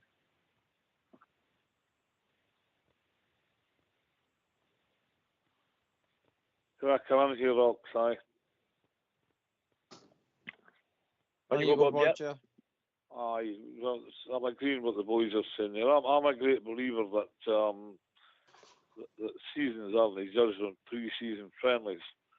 Well, this last couple of years, they certainly have been for Rangers, and even up to now that you're well into the season. There's only 13 league games to go, and you can look at the body language of the players, look at the facial expressions, look at the general attitude of them. Especially last Sunday, there've been bits and bobs. I don't need to rhyme them all. Where he's been good this season. The 3-0 win against them, and but no nearly consistent enough. No nearly consistently strong enough. That's what gets me about Rangers. They're a good enough football team, but they've not got a lot of physical strength about them. Somebody in the back four that can dig. Somebody in the midfield that can dig. Somebody up front that can really rumble them up. We're lacking that. We're just a powder puff outfit, and Rangers were never that. They were always a big, strong outfit that could brush these sides apart and keep themselves in the league. For some reason, it's not like that anywhere, and he's got to pay the penalty for it, because it's him new that's took over Bill, obviously, and it's him that's built up this squad of players. And I'm afraid it's been proved that it isn't working. We're out of every competition. We know where we are, it's me to tell you. So I'm afraid there's just room for improvement. And as AK says, you didn't want to go into a new season suffering a bad defeat, and then you're stuck with a manager sort of a 6-7 games into a season. Then the board decides to sack him, and you're back to square one again, looking at a lean season again. The club can't stand that. Cannot stand it. I would say give him at the end of the season. If they've decided to stick with him, I'll need to be the end of the season, make an agreement with him, and then get somebody in, or even before. I think that's the juncture we're at the now. See if that is the case. See if they think keeping them at the end of the season and then shaking hands. I think that's a mistake, personally. Well, aye. I did, Bob Gerrard. Yes, yeah. I would say so. Listen, they either think he's the man and they're going to go long term and see where it takes him. If they think he's just the man at the end of the season, I just don't see the point. People he's might a lame duck, man. Aye. I just he's don't see the he's point. a dead man walking, as you say. Aye. You know, and that's total instability, Ox. If he's a dead man walking, you didn't want that. You're living from week to week, to result to result. That's the juncture we're at. We're going in here against Hearts on Sunday, and we can it's going to be a rough and tumble game at Tynecastle. And if we get beat, well, the knives will be out again.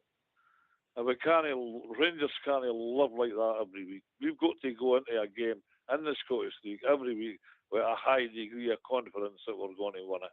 And I'm afraid that's not the case at the moment. We're as low as we've been in a long time.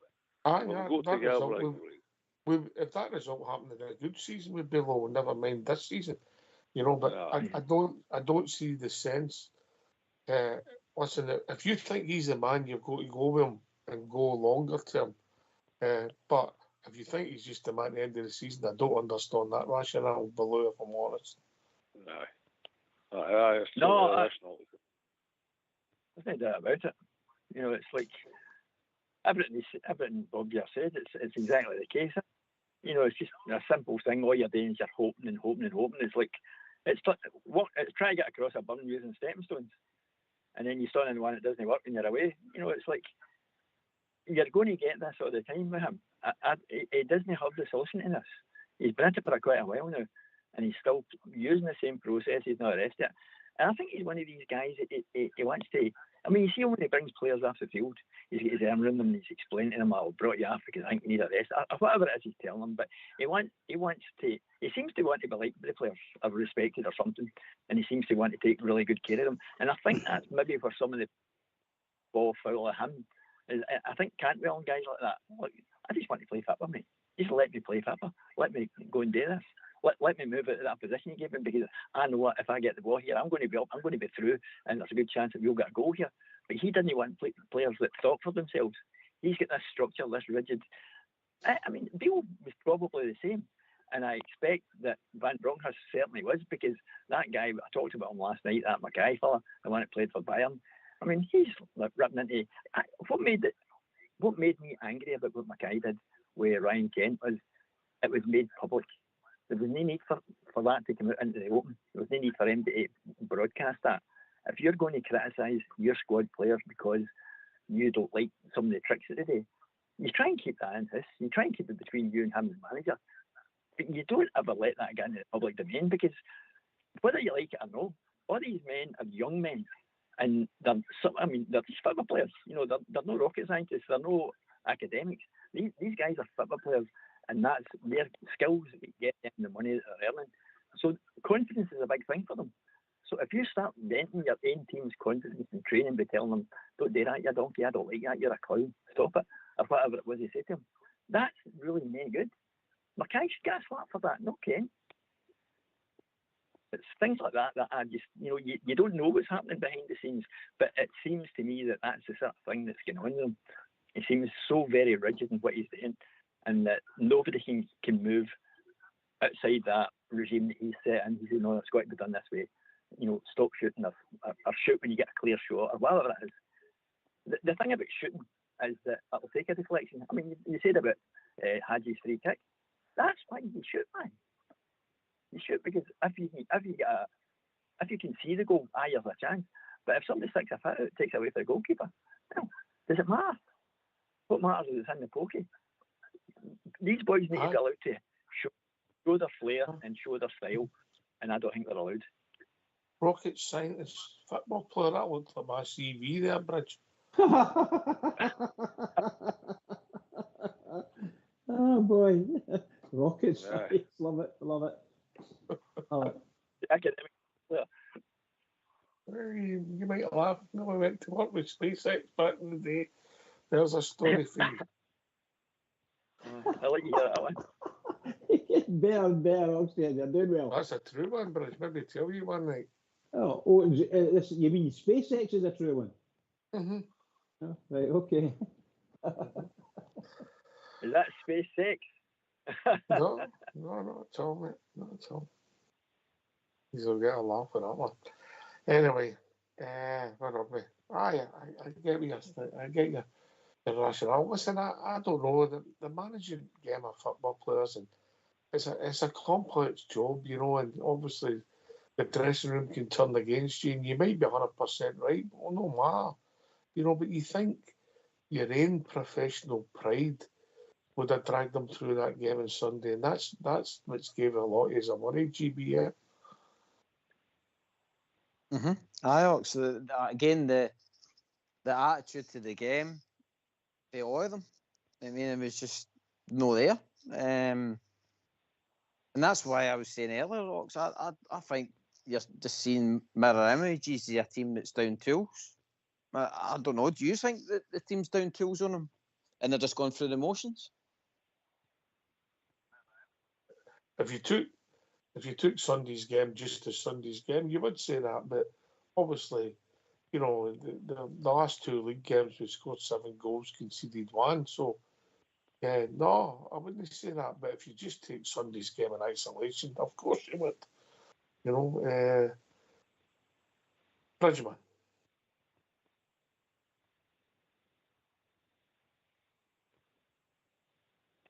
You're mute, Bridge. He's down to below. No, I'm still laughing. I'm still trying to recover with the SpaceX thing, to be quite honest with you. I think that the team we played, our team, before the midweek game, you couldn't believe that we would be different, so different in 1 week. It just doesn't bear belief, that we in that. I just can't believe it. And I keep thinking, you're standing there watching this, and this is looking good. No, we're rotten. You start to see misplaced pass after another, and then of course all I'm saying is, whatever team we had play good football and broke. See, when we break, we go up and we can do all these things. Get the ball for inside your own half and run very fast. That other team wouldn't have done that anyway. They'd have just led us right up to the boxing with 10 players in it. So we don't have any idea how to sort of come up against a low block, and we haven't had for a number of seasons. To be perfectly honest with you guys, we just haven't had. We've been lucky we got through, and the ball, excuse me, the ball didn't run for us, but it did in the last minute. And Tavernier had a great chance to get his level at least, and then we could have went on and won that game. But it didn't happen. So luck was totally against us in every part of the game, but sheer bad play all the way through.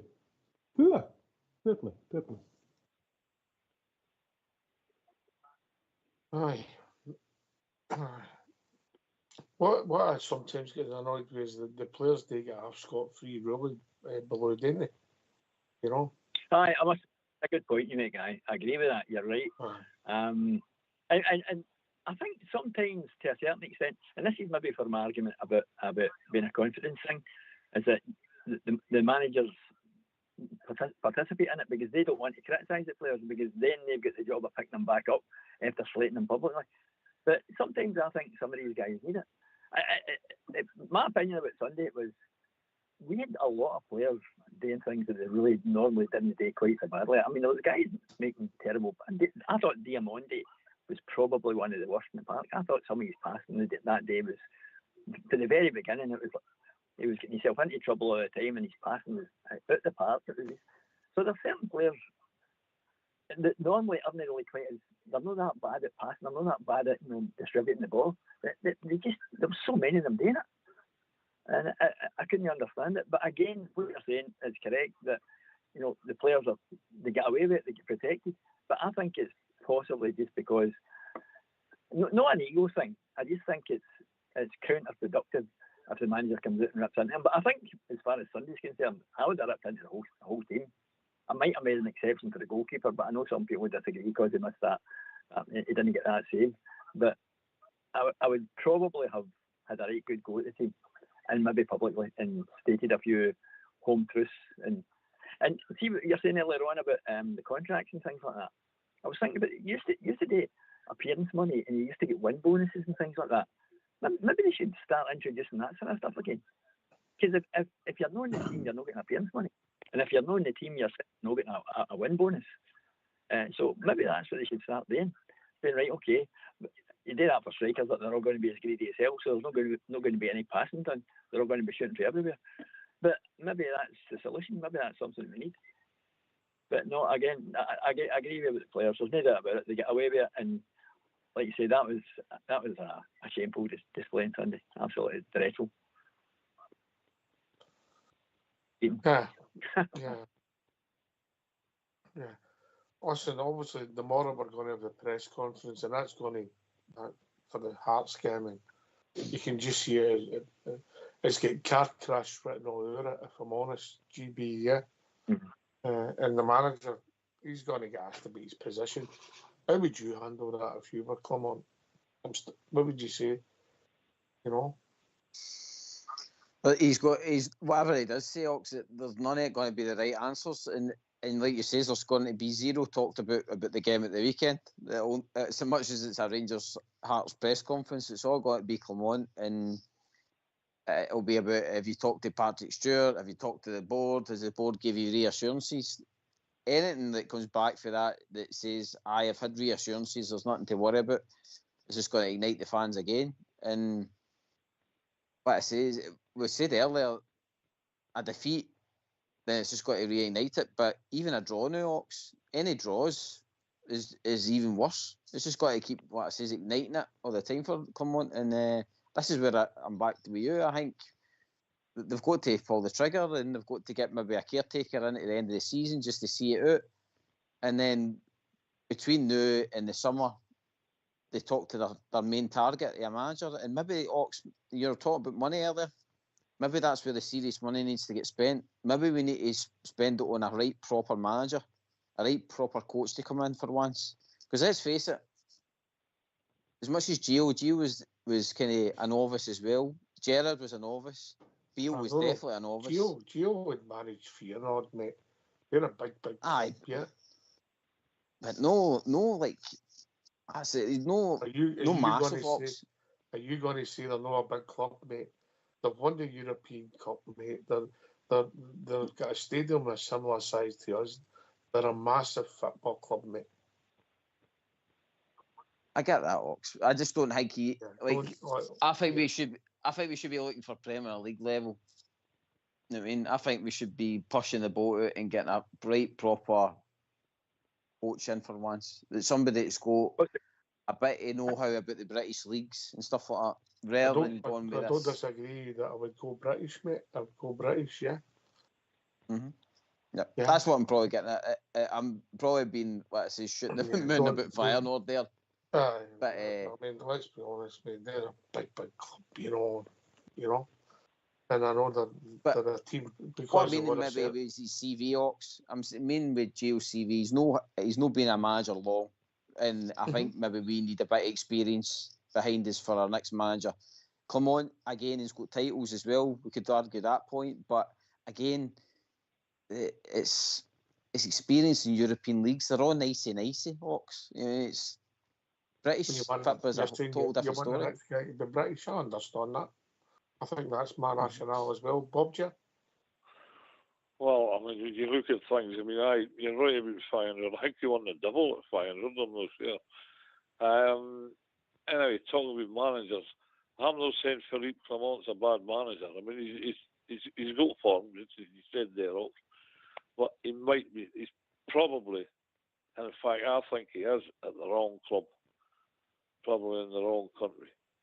Because he's playing the wrong style of football for this league, that's obvious.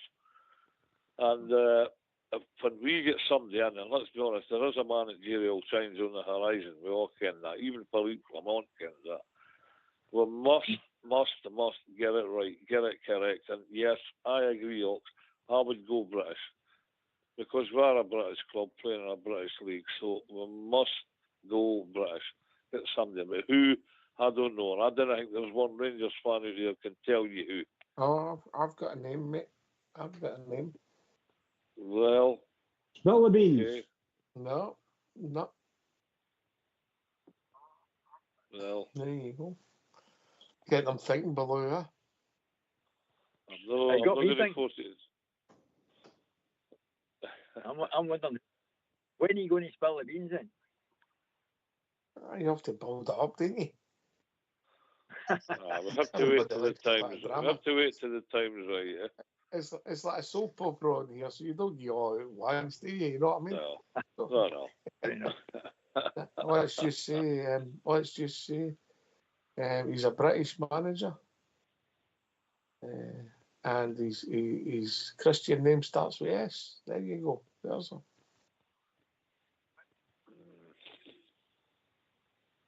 We're on the Google. We're on Google looking for this, isn't it? I'm going. Right, go on then. We're getting anywhere.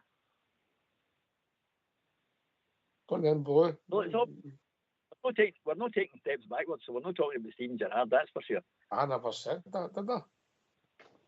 No, I know you never, but I'm saying I don't think it will be Steven Gerrard that you're mentioning. I don't think it is. No. I never said that, did I? He said his Christian name starts with an S. Yeah, but you put 2 and 2 together and you might have come up with 5. Aye, that's what I'm saying. I said that's the only name I'm coming up with at the moment. I know. But I don't Bridgman, think, I don't I know think he's Bridge- in the running for it. Bridgman might see things a bit differently. Bridgman. A British manager? I can't think. The only one I could think of, you just mentioned him, was Steven Gerrard. I would take him back in a heartbeat. Aye. But the only other one, I don't know if he's actually got a club at the moment, is Frank Lampard. He's with Ah, Coventry. Coventry He City. with Coventry, there you are. So that's that going.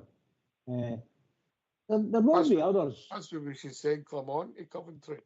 Aye.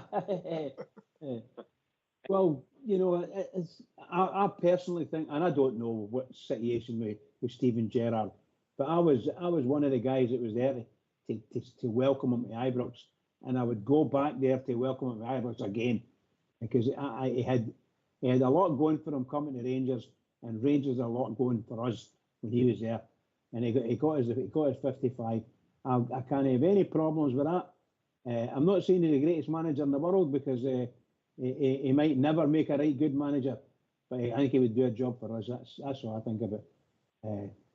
That's got nothing to do with what you were saying, Oxia, because I don't think you were thinking about him. Well, that's all right. You might be right, you might be wrong. GB. On the subject of Gerrard, I just think he'd come back and he would damage his legacy with Rangers. I think he'd be coming back into a club where it's hamstrung with a transfer budget and all the rest of it. Whereas when he came to us, there was a clear plan of investment for him, and he was getting allowed to build his team that he wanted. And to be fair, we had a very good director of football at the time as well, working closely with him. I don't think he's coming back into that same scenario. I think he's coming back into a fire pit, to be honest. So, as much as he was great for us, I don't think it would be a good appointment. I think it would end up it would damage his legacy, and it would damage our kind of likability for Gerrard as well. So I'd rather we looked maybe somebody maybe. It's hard. We're going to have to, like I says, for a good manager, you're going to have to spend some serious dough. You've seen what happens across the city. I mean, it's one of the ones when you spend big, then you can get a guy in that can properly coach players, and get a good understanding of your league. Try to find that, it's going to be hard. Aye. Listen, all these appointments, it's only hindsight will tell you get it right. You know, I mean, signing players, managers, they're all a gamble. Although you heard this, you were listening when we named all the players that have hardly played again in years. You know, I mean, every one of them, they're decent talents, aren't they? And they've took millions out of our club, and you know, and it's frightening really when you name them like that and you said it was a team. He said the full team and the bench. I couldn't even find a place in it for Scott Wright.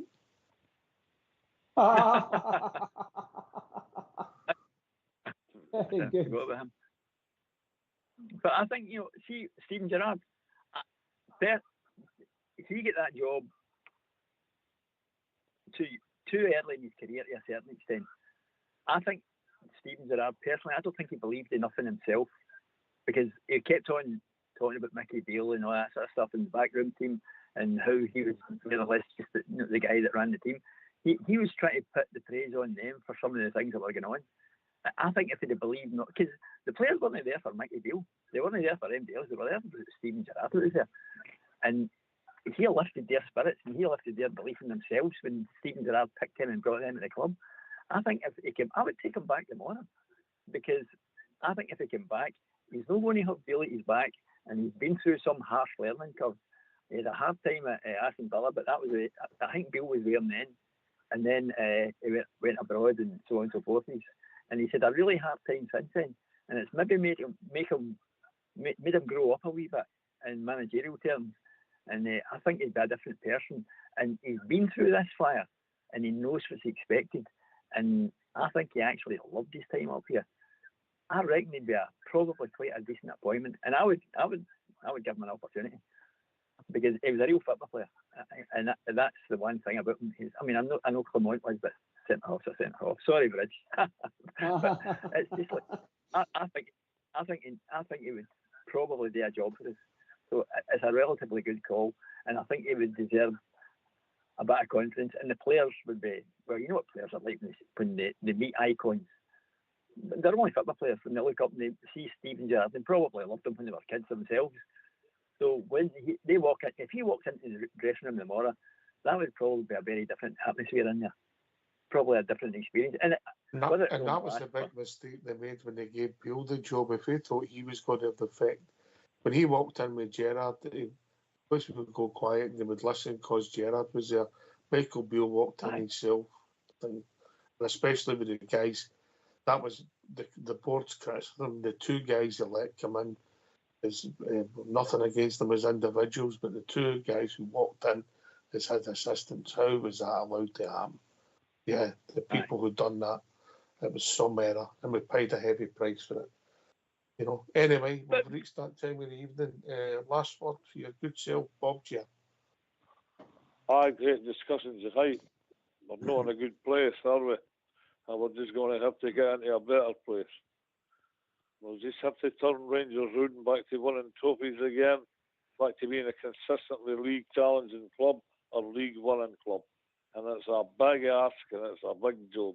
And whoever the appointment is going to be must be correct. It's got to be for the sake of the club and the sake of the fans. Thank you for having me once again, Hawks. And don't worry, Hawks. Don't worry, Bridgeman. The jokes are on the horizon. Cheers, mate. Cheers, mate. Billy. Again, thanks for taking my call and thanks for letting me on. Loved it again tonight. A really good conversation. What can you add to that? There's not very much you can say. Just remember the words of Bill Struess. You know, we're going to have our times, so we're going to have our trials, so we've just got to fight through them, and that's what we've got to do. Shoulder to shoulder, Rangers fans together. Keep behind the team. Try not to be too critical, and just direct it properly, and we'll go on bigger and better things. We're the Rangers. We are the people. Cheers, mate. Cheers, Paul. GB. Aye, boys, thanks very much for the night. Good topic of conversation. I mean, we've been able to change it up the night. And like I says, we'll keep our eyes peeled to what happens in the next couple of days. Yep, for sure. Bridgeman. Well, what can I say, Oxter? That was a tremendous show. Brilliant. Thank you very much for having me on it. And of course, GB for carrying me through it. And a big thank you to the Techie boys. And obviously, you know, Blue and Bob J, just tremendous. I can't say too much. Anyway, what can I say? I want all the Rangers fans listening in all over the world. This is so important. This game coming up Sunday noon. Biggest game of the season.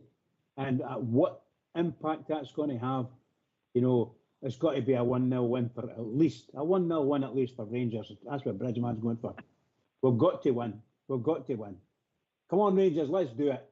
Keep it going for the Rangers, everybody. Keep it going. Thanks to Blue and Bob Jeff for joining us. Of course, GB and Bridge for doing the show. And Fox supporting the old school Blue in the background. This has been Rangers Radio. We'll be back tomorrow night between 8 and 10 talking about all things Rangers. Take it away. Old school.